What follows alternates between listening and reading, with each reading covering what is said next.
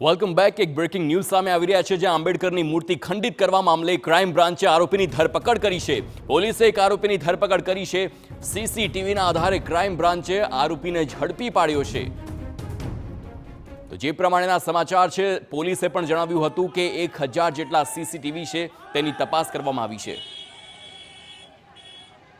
ખોખરા વિસ્તારમાં કેકા શાસ્ત્રી કોલેજ સામે જયંતિ વકીલની ચાલીની બહાર ડોક્ટર બાબા સાહેબ આંબેડકરની પ્રતિમાને અસામાજિક તત્વો દ્વારા ખંડિત કરવામાં આવી હતી અને આ ઘટનાને પગલે લોકોના ટોળે ટોળા ઉમટી પડ્યા હતા અને આરોપીની ધરપકડ કરવાની પણ સતત માંગ સાથે ધરણા પર લોકો બેઠા હતા અને ઘટનાના બીજા જ દિવસે પ્રતિમા પાસે ધરણા યથાવત આજે પણ છે અને 24 ડિસેમ્બરને મંગળવારે ખોખરામાં બંધનું એલાન પણ આપવામાં આવ્યું હતું।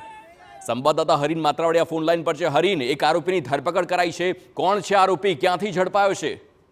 બિલકુલ, ગઈકાલે જે રીતે કેકા શાસ્ત્રી કોલેજ પાસે જે ડોક્ટર બાબા સાહેબ આંબેડકરની મૂર્તિ ખંડિત થવાનો જે મામલો હતો, તેમાં અમદાવાદ ક્રાઇમ બ્રાન્ચ દ્વારા એક આરોપીની ધરપકડ કરી લેવામાં આવી છે। ખાસ કરીને અલગ અલગ જે સીસીટીવી ફૂટેજ ચેક કરવામાં આવ્યા હતા। પોલીસ દ્વારા 20 ટીમો બનાવવામાં આવી હતી, તેમાં 1000 થી વધુ, એટલે કે જ્યાંથી મૂર્તિ ખંડિત થઈ છે ત્યાંથી કાલુપુર સુધીના તમામ જે સીસીટીવી ફૂટેજ છે તે પણ પોલીસે ચકાસ્યા હતા। જોકે રાત્રિનો સમય હોવાથી જે બાઇક ઉપર જે વ્યક્તિ આવ્યા હતા તેમની ઓળખ ન થઈ શકી અને જે નંબર પ્લેટ લગાવેલી હતી તે પણ ખોટી હોવાનું પોલીસને પ્રાથમિક માહિતી મળી હતી, પરંતુ સીસીટીવી ફૂટેજ અને હ્યુમન ઇન્ટેલિજન્સના આધારે અમદાવાદ ક્રાઇમ બ્રાન્ચે અત્યારે એક આરોપીની ધરપકડ કરી લીધી છે।